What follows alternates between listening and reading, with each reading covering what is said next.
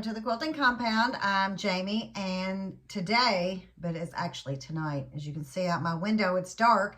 I wanted to show you what I am working on. I'm doing a little challenge, and I'm calling it, the Scrap Bucket Challenge. So here's my bucket, and how I got all my scraps in this bucket is another story that, well, I'm going to go ahead and tell you.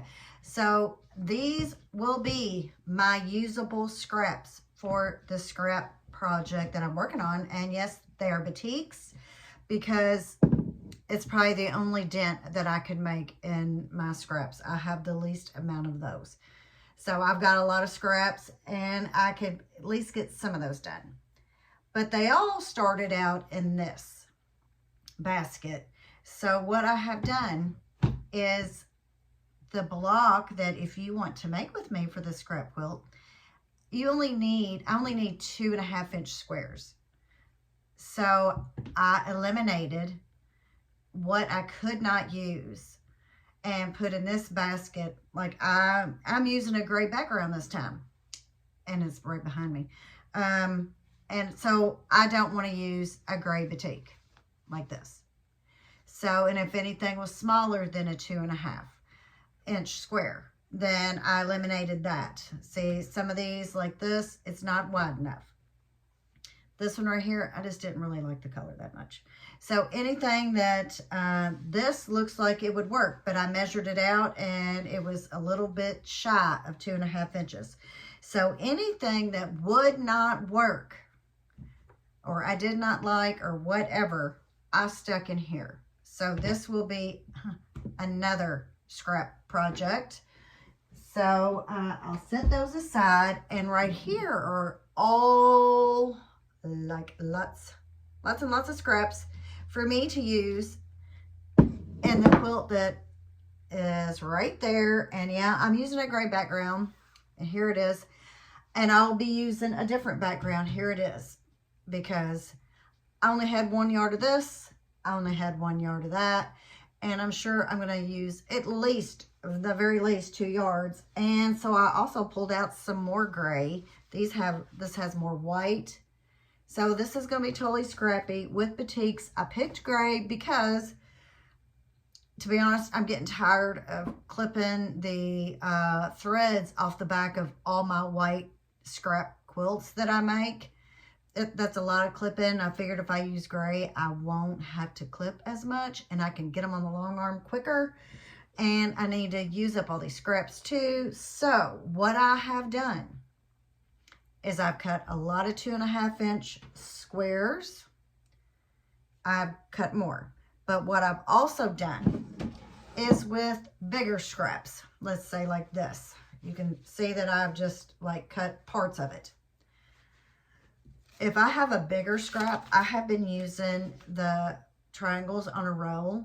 And so this is the finished 2 inch, so unfinished 2.5. So I have been using that with my gray to make some of the half square triangles. So I've done that. I'll show you.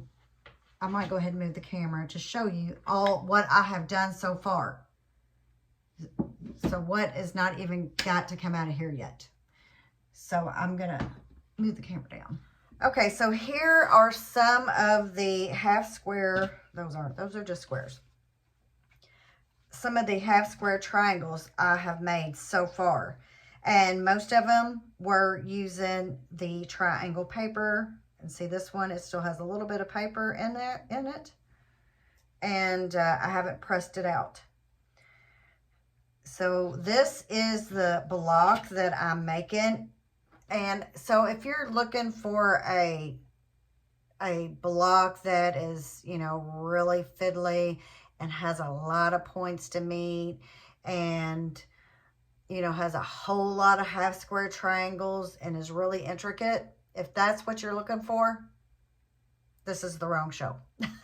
Wrong video, because this is one of the easiest, other than like a 9-patch, of course.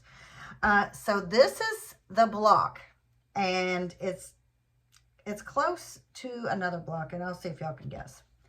So I just need 3 2.5-inch squares. I'm using matching squares. If you have them. If you don't, just mix it up. Use whatever squares you have. Then I need 2 2.5 by 4.5-inch rectangles. Okay? So that is part of our block. The next part of our block, we need 2 2.5-inch half square triangles. One will go here.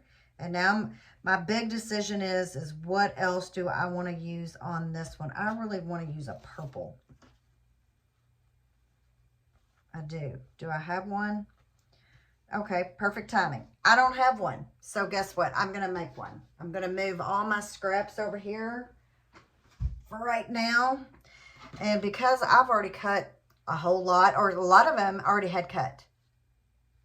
So I can go through here in each one of these scraps and figure out what do I want to use. Will that blend too much? Yes. I said I wanted to use purple. What about this purple? I think I'll just use this purple. So with this purple, all I need to do is grab a 2.5-inch square. Grab your handy dandy Creative Grids folded corner clipper ruler. Cut, and I need to sew it up.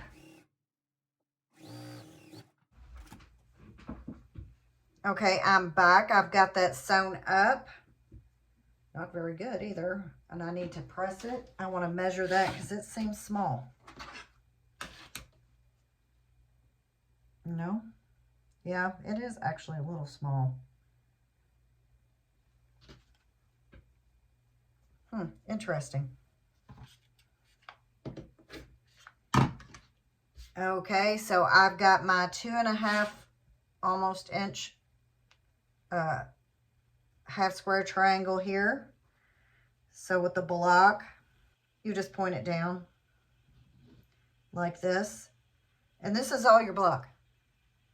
That's how easy it is. And I would say my video's over right now. But we're going to go ahead and sew up a few of these blocks, and we're going to lay them all out and see all the different ways you can lay the simple block out. And also what I did is I just cut a lot of 2.5-inch strips, and then I can cut those into my squares or my rectangles. If you use the triangle paper for your half square triangles, you don't even need to cut the 2.5-inch squares. So let's sew this block up. Okay, so I have sewed on the square to the rectangle and the middle seam. Actually, I thought I was recording, but apparently I was not. So I'm going to go ahead and sew this block up, and we'll just do another one because it is that easy. And I wanted to show you the layouts that you can make with this easy block.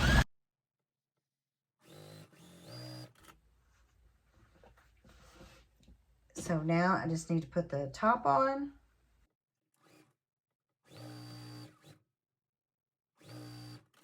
So here is our block. It's that easy. I think this block is, it's either the attic window or very similar. So this is my block, and I'm going to go ahead and make another block because like I said, I wasn't videoing. So let's go ahead, and what colors do we want to use? You can still see here. So we've got this block. I'll set it aside for now. I need 2 rectangles. I'll go ahead and put them up here. 2 rectangles. And I'm using gray, and I told you why. And so now I want to go through my squares here and see what block do I want to use. I'm going to look back at my other one and see there's something that I really haven't used because I've already put a few together. Kind of like, I always like to get a little jump start. Let's use this Batik. So that one goes here, then here, and then one in the middle. Like I said, if I had enough to make 3 squares out of one piece of scrap, because I had some bigger than the others, that's what I did. So I had enough of this fabric to do that. So now I need to add 2 half square triangles. And let's see, which ones do I want to use? I still have to clip some of the fabric off here. Do I want to use that one? Sure, why not? And maybe I'll use this one. So here's our block again, and we're going to sew it up. And like I was saying before, when I wasn't actually recording, the only thing I think you have to worry about is how you press your rectangle and square pieces for when you lay it out in the quilt. So press and open is always the option.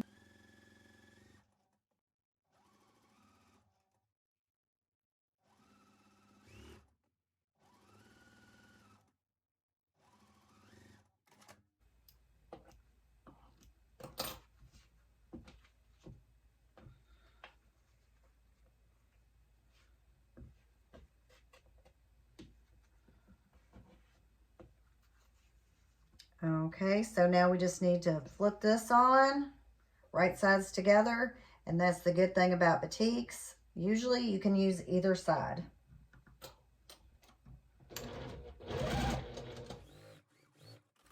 And here is the center row. Let's see, batiks press out pretty good, so let's see if I can just not use the iron and use this.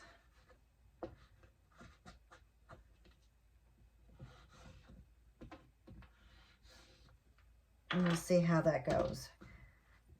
Sew the top on.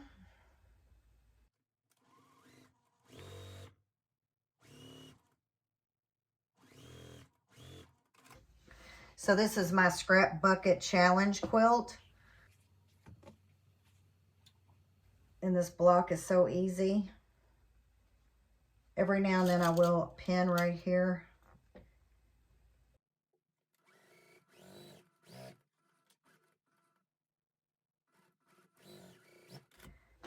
And here is our block. And then when you take your other block, you can meet them like this and make I think make a pretty cool design. You can flip it and arrow it out. And I'm going to sew some more blocks and show you up on my wall what it will look like putting these simple blocks together to, I think, make a quilt. You know, it's pretty catchy. Okay, so I also wanted to show you how you can use your triangles on a roll. So what I want to do is I just really want to cut this section off right here. So I'll just line up on this line. It has a sew line and a cut line. So I'm going to cut this off. This is the part I want to use. And then I'm going to decide which big scrap batik I'm going to use. I do have these big, I guess they're, I guess square-ish that I'm going to use. Right sides together. So I need to get my scrap bucket and decide what big scrap that I want to use. And I can tell you right off the bat, I do not have any orange. Well, I do just a little. Is that going to be wide enough? See, then I have to see if it will be wide enough.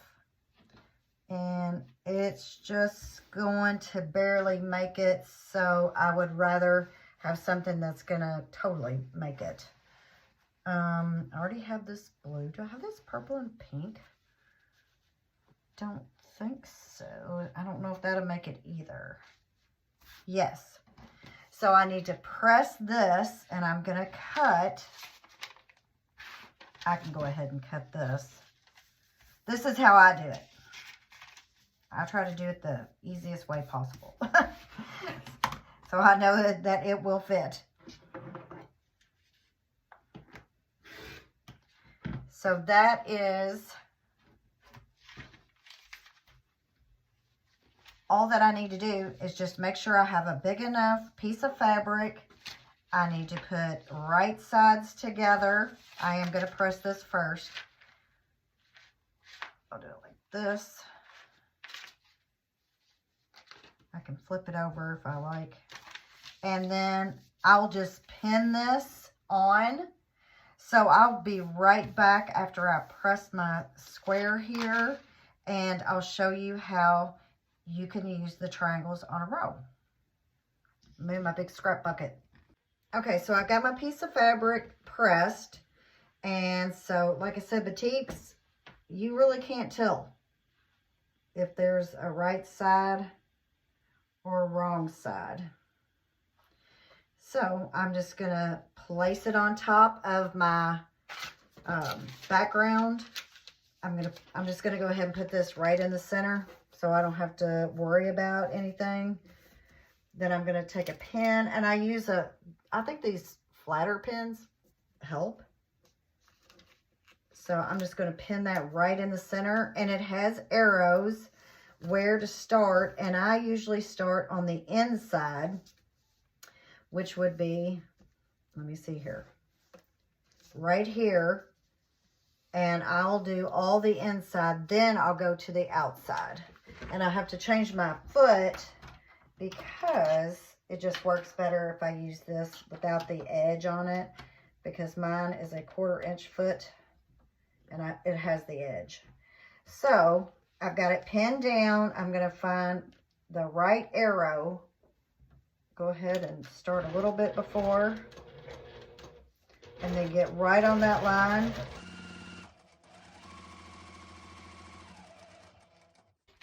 Turn.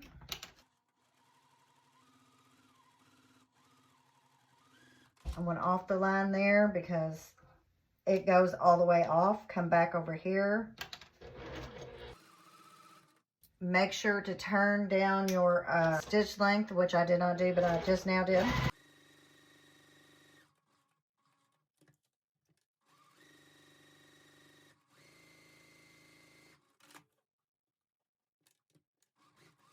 Sew on the dotted line and follow the arrows.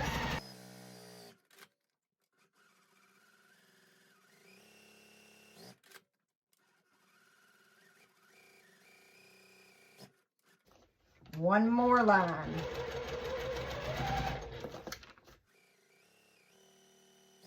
Okay, so now we just trim this apart. Okay, so of course I need to take my pin out, and I'm going to trim off the edges.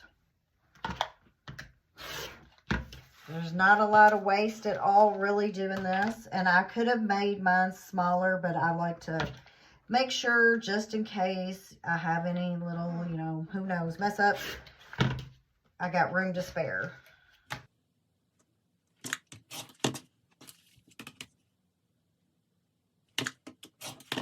Okay, so now I'm going to cut right here in the center. You can see there are basically 2 center lines, and I'm going to cut here.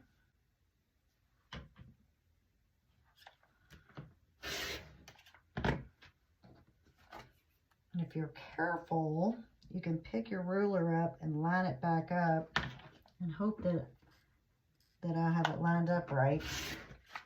It'll be close enough.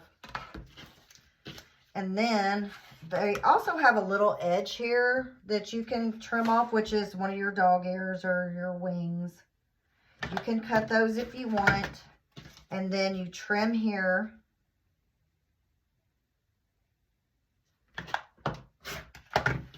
So I'm going to go ahead and tear the paper off. It comes off just like that. So easy. And so here is my half square triangle. All I have to do is press. And since I trimmed that little piece, well, it still has just a little bit left over. But there's your half square triangle. And it comes off pretty easy. The paper does. Just like that. And if you're ever paper piecing, this is what I used to do a long time ago when I did paper piece. You can get your paper, if you're struggling to get it off, you can get it a little wet. Don't tell anybody I said that. Just a little, and it will come off a lot easier. But that might be a no-no now in the paper piecing world. I don't paper piece a whole lot. So just pull the paper off and then press. So actually pretty easy way to make half square triangles. And actually it would be even easier if I use this ruler because it's smaller and it's easier to handle. So just rip your paper. Say, what is it? Rip and then press. Oh, see, all that came off at once.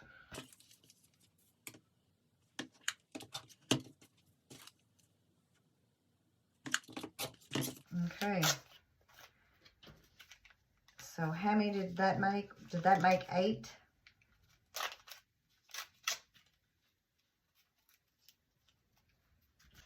Okay, so I think it did make 8. I'm going to count just in case. 4. Yes. So I made 8 half square triangles that quick using the paper. So now I just need to press them over and trim off the dog ears, they say. So that's how you use the triangles on a roll if you've never used them. Okay, so I want to come in here real quick and show you my progress on my scrap bucket challenge quilt here. And I also wanted to show you how I sew my quilts together because I do not sew an entire row by row. I sew in sections, usually like a 4-patch and then on to, you know, a 9 or whatever. So I've got this section sewn together so far, and then this, and then these two. So what I'll do is I'll sew this to here and then that last section over there on. And that way I only have one whole full row that I have to wrangle under that sewing machine. So this is what the blocks are looking like. So far I have used almost 2.5 yards of the background, almost. And I'd say by the time, if I put a small border around it, it will be 2.5. But what I'm going to do is I'm going to finish sewing this up. I just wanted to give you a quick view of what it's starting to look like. I think it looks pretty cool myself. And how I sew my rows together. That is just what works for me. So you might want to try it, or yeah, maybe not. Okay, so here is my finished quilt top.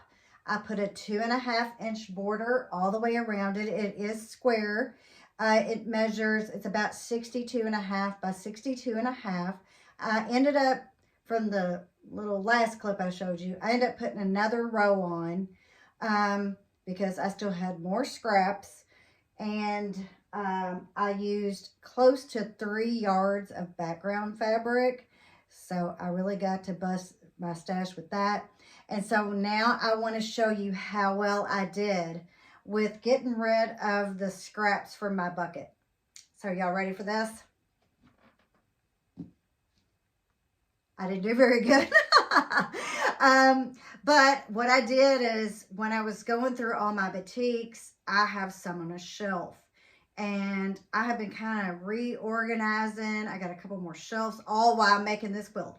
So when I was reorganizing, I found more scraps in with my yardage and my fat quarters. So I had to pull those and put them in my scrap bucket. So I have many more batik scrap quilts that I can make. Now you can make the blocks with this quilt bigger if you want. I have done that before. This is a block that I used on one of my 4th of July quilts. And I did a 3.5-inch block using that. But, you know, you will use a lot of background if you do that. So my next challenge to get to empty this bucket, that is a goal. I'm going to have to find another quilt, some other way to use up these scraps, because I'm bound and determined to get rid of some of these scraps. I've brought in all this fat quarters and yardage from Shop Hop and other things. So I really need to use up what I have here. I'm going to try to do a no buy in November until the last Saturday in November, because that is my Busy Lady Quilt Shop bag 25% off everything in the bag day. So I really want to use up everything I have here and buy nothing else. So that is my goal, and I will hopefully here soon have another scrap quilt coming out. So this is my scrap quilt using all my batiks in my scrap bucket challenge that, you know, hey, I guess I made a dent. I did use 3 yards of background, and they're all different. It's 3 separate yards of different grays that I had. And I think I showed you in the beginning 2 other grays I thought I was going to use that had white.